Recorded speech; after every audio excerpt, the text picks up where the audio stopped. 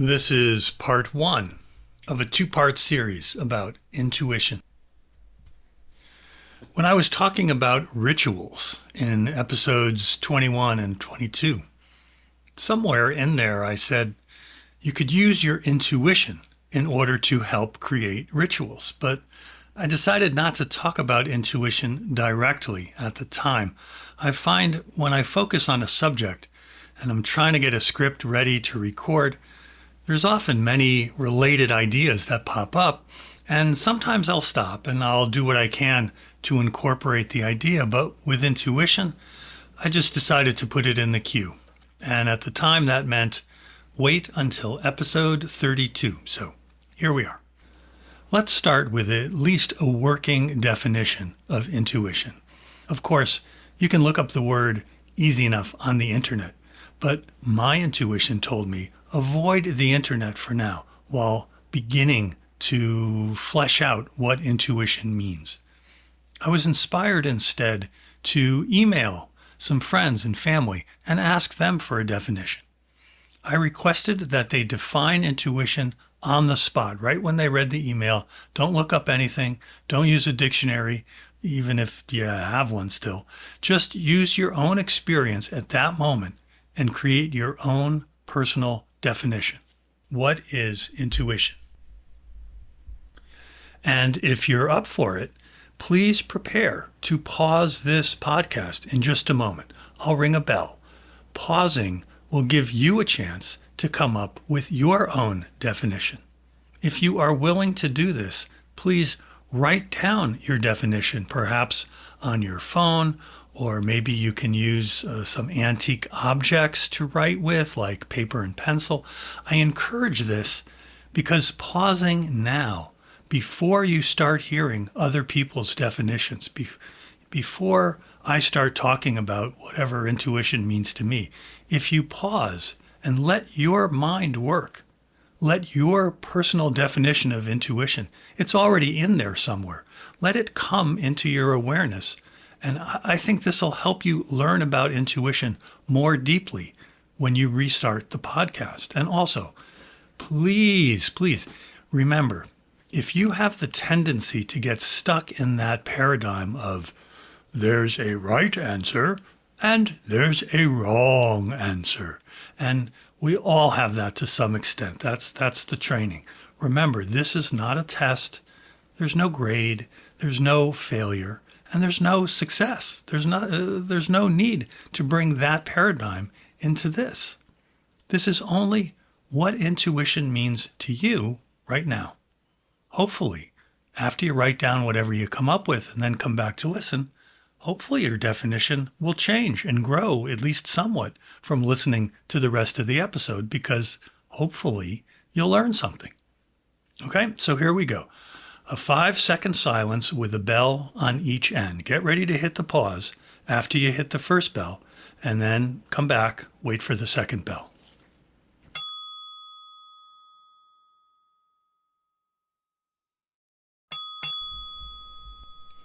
Okay, we are back, ready to continue.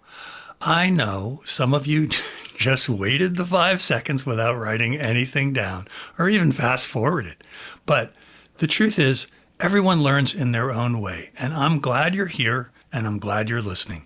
If you do have anything written down, that's great. Set it aside for now, and you can review it after you hear the rest of the podcast.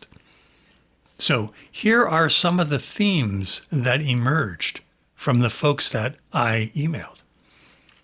Intuition is a feeling. It's a sense.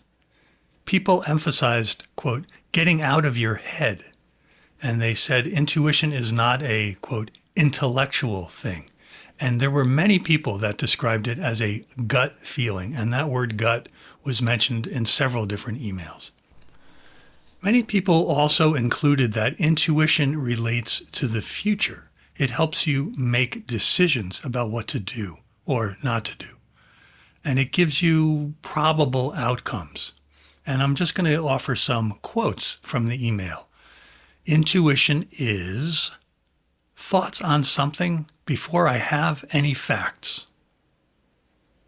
Intuition is when my heart my mind and my body align. Intuition is a mixture of rational intelligence, emotional intelligence, and picking up the electromagnetic sense in the air, as well as sense of smell. Intuition is embodied alignment with ancestral wisdom. Intuition is part of my assessment and decision-making outside my conscious process, like infrared and X-rays. One person said, regarding intuition, I admit I have a bit of an allergy to the word, and I feel like it's overused. She said she thought part of our current political spiral has been accelerated by too much intuition and not enough cold calculation. My own definition, before I asked anyone for anything, I said, intuition is a way of knowing the world before any thoughts form. So there you have it. That was my starting point when I decided to write this episode and go further with intuition. And now you can see where your definition fits in or where it doesn't fit in with what I've said so far. What is intuition? That's what I want to talk about today. Hello and welcome to the 10 Crutches podcast. My name is David. I'm glad you're here.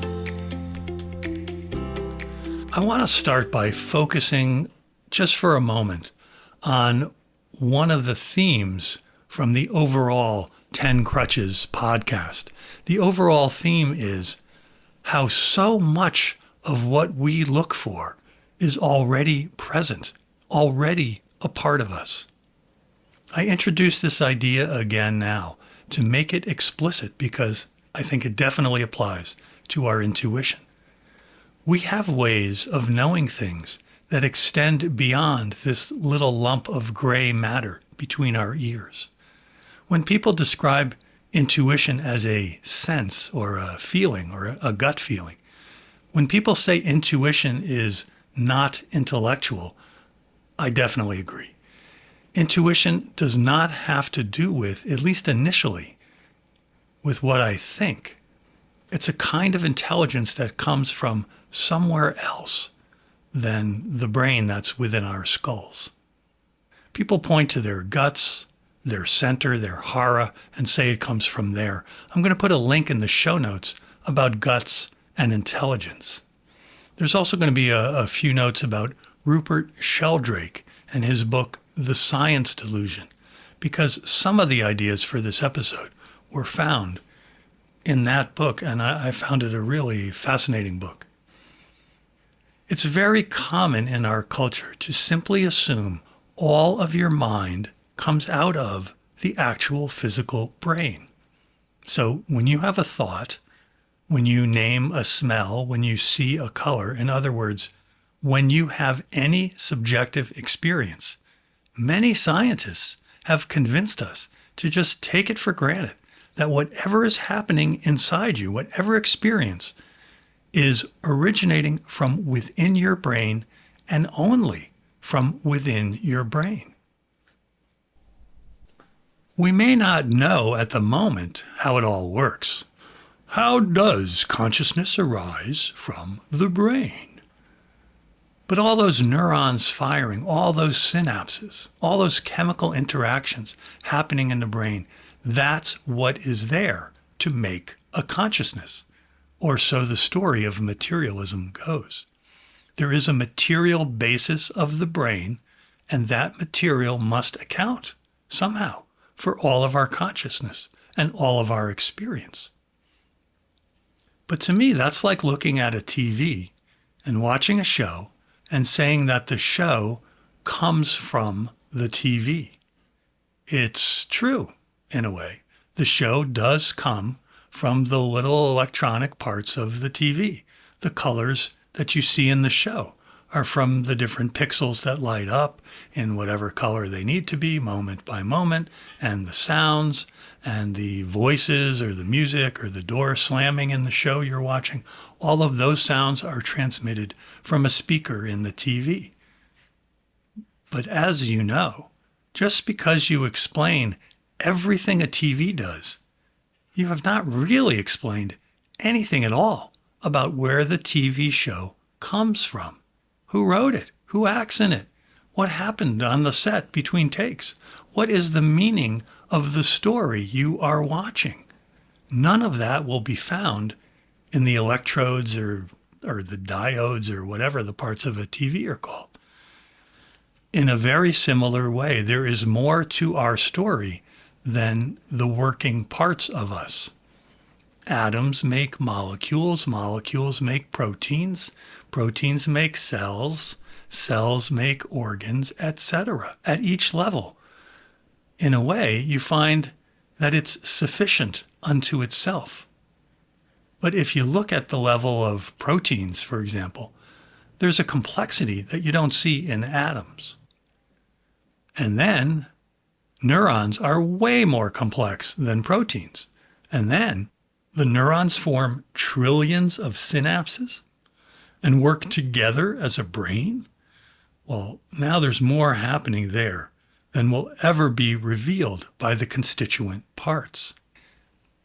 This complexity of our human physical brain is certainly one place to look for intuition, or to say there can't be such a thing as intuition, but I think it's still too narrow a field. The human brain is just too narrow to look for an adequate explanation of intuition. For me, intuition, it's like a code word.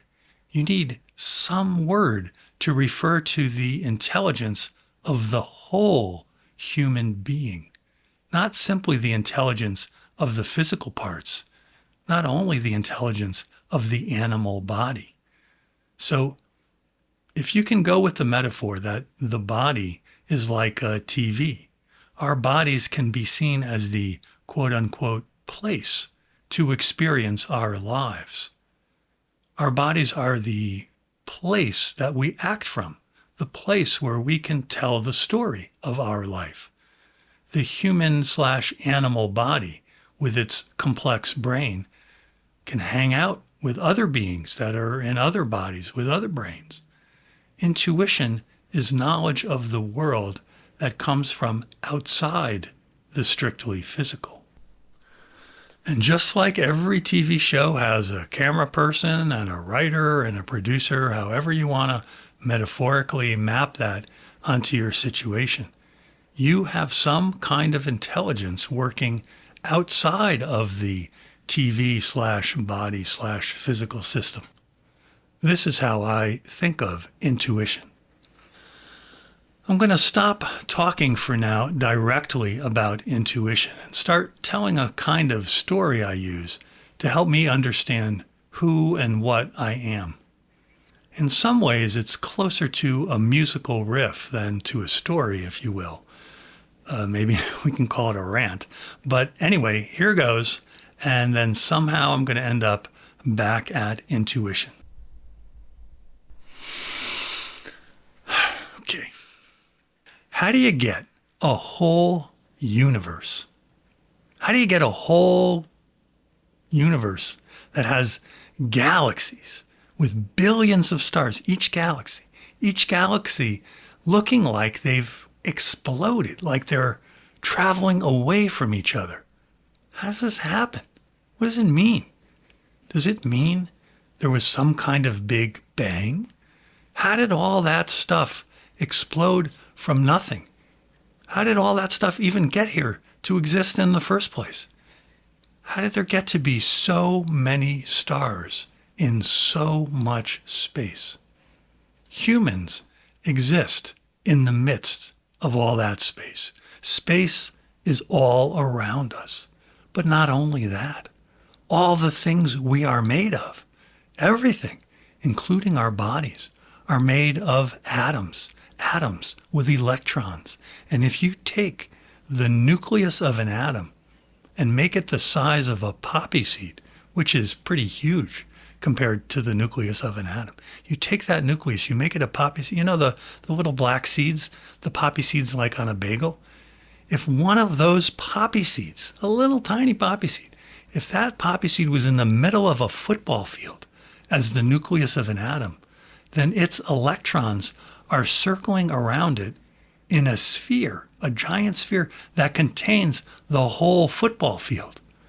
A poppy seed. And those electrons, they are 100,000 times smaller than the poppy seed. That is a lot of space each atom is made of. And we're made of atoms. Lots of atoms. I didn't count mine today, but there's a lot. We live our lives here in the in-between. Kind of like on Stranger Things, there was the upside down. We are really living in between the hugeness and the tininess, the smallness. We are surrounded by endless space going out into infinity while being made up of endless space.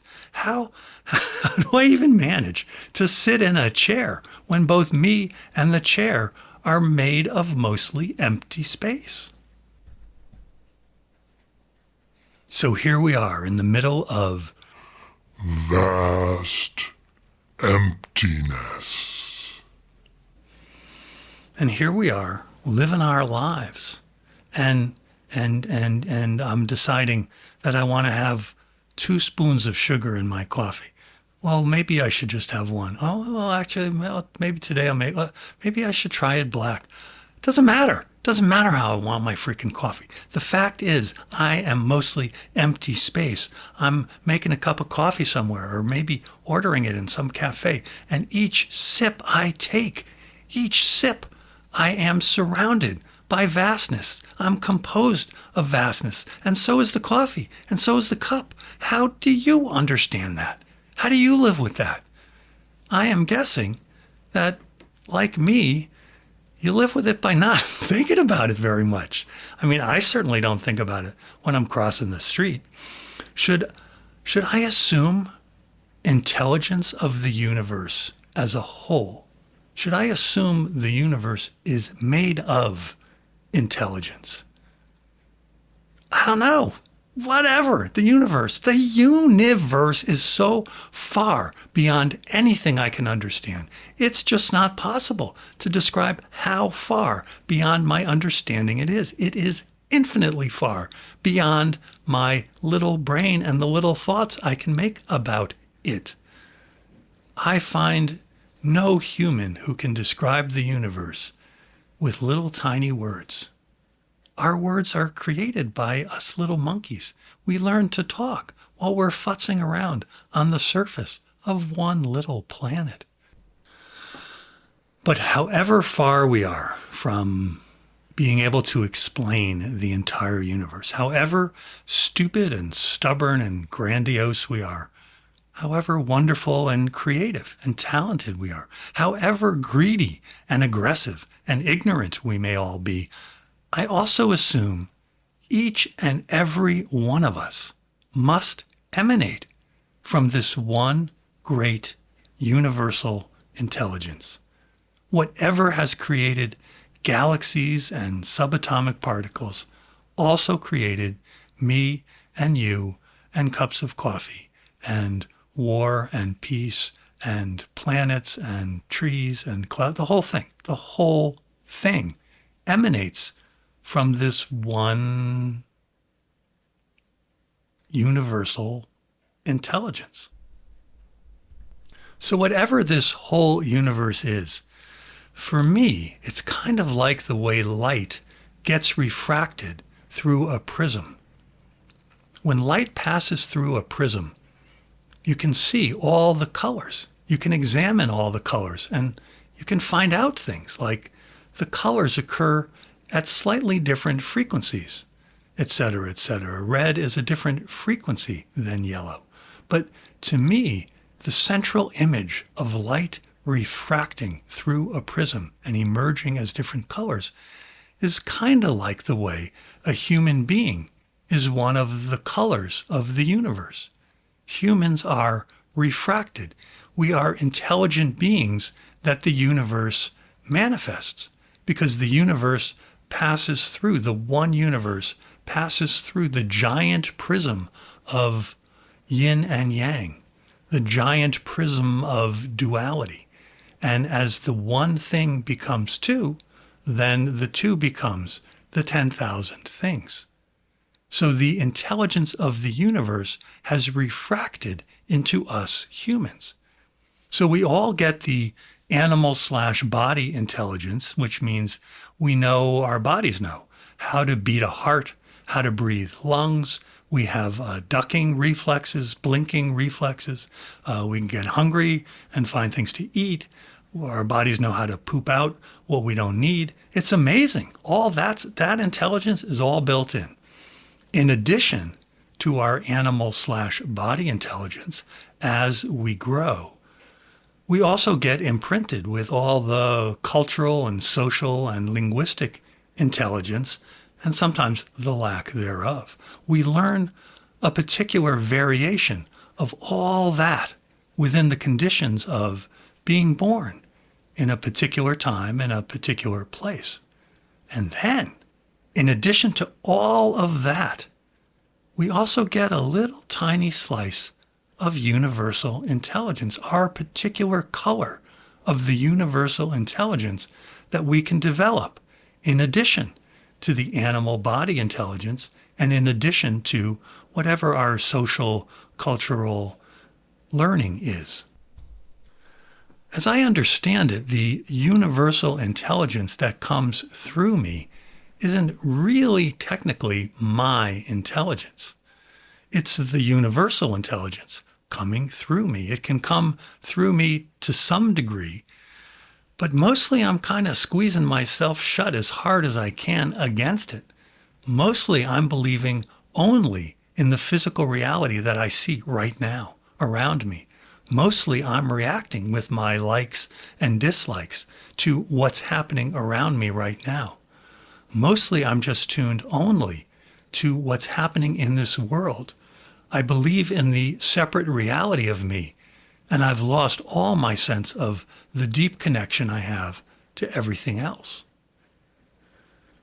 But however much we might block it, this universal intelligence that can come through me, I'm calling that intuition. I'm using this word to point beyond what our TV set brains can produce. How do we tap into this wider, more intelligent universal intelligence? And while we're doing it, how can we ensure we are not just making up crazy thoughts that justify our personal neuroses, and then we call our personal whims intuition? I'll simply say that living in the vast in-between, humans need all the intelligence we can get. And because we're so social and yet so prone to fall into fear and separation, we need to find some way to share our intelligence with each other, even with people we disagree with. But we also need to be careful that the actions inspired by our intuition, by our gut feelings, we have to make sure that these actions do not harm others. So I'd say the first thing to remember is that universal intelligence is already all around you. It's what made you. It's what you're made of. You're not strictly cultivating this intelligence. What you cultivate is your ability to get out of the way so the intelligence can come through you. And it comes through you with compassionate awareness of whatever is surrounding you. How do you get out of the way? Mostly by just getting as quiet as you can. You let go more and more of what you think of as your individuality as you become able to. It's mostly that you can forget over time to be a me as you pay more and more attention to what's around you and let what's around you guide you into deeper and deeper compassion, which ipso facto kind of alley-oops can help you become more and more of a true individual. Even if you have a lot of experience meditating, the mind may not get very quiet most of the time. I know mine doesn't. It's not necessarily about stopping the superficial buzz. I think it's about starting to let go of what keeps the buzz going, letting go of your thoughts as an important place to put your attention. There is, at least theoretically, space between your thoughts. Even if they're coming and going so fast and furious, they seem continuous. Becoming a little quieter gives the universal intelligence a place to enter the being, perhaps enter the guts. It enters as intuition, and then you can become aware of it from the thoughts created by the TV set mind. Even if your access to intuition is intermittent, it's always there. Having intuition goes along with having a human consciousness and a human body. If you feel your intuition is blocked, that only means to some extent you're interfering with it. So learning to cultivate intuition is all about how you, more and more, can get out of the way. A better question you might ask is, how do I allow intuition? Well, I've covered what is intuition as best as I could here in part 1.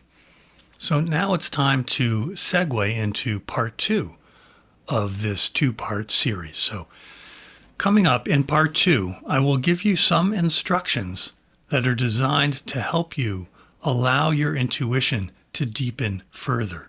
However much you have it and however you use it, my guess is we can all allow even more.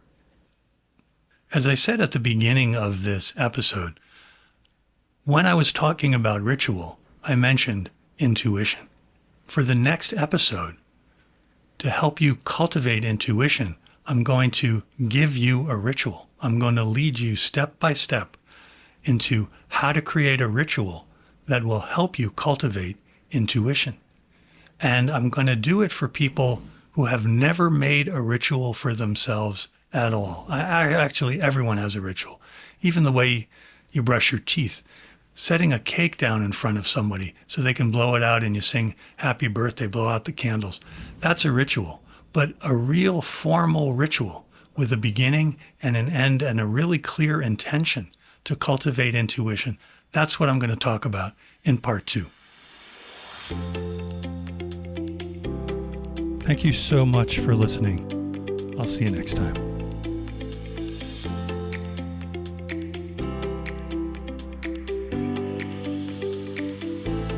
Please visit the home of the 10 Crutches podcast at 10crutches.link. That's 10crutches.link. The book that inspired the podcast, a book I wrote called 10 Crutches for Walking in the Present, is available for free download on the website. While you are there, please take advantage of 2 ways to contact me. You can send me an email or you can make a voice recording. If you have a great question, I may be able to use it for the podcast. Also on the website, you can visit the archive to hear any published episode and see show notes for any and every show. Thanks so much for listening. And once again, thanks so much for listening. And I won't say it once again. See you next time.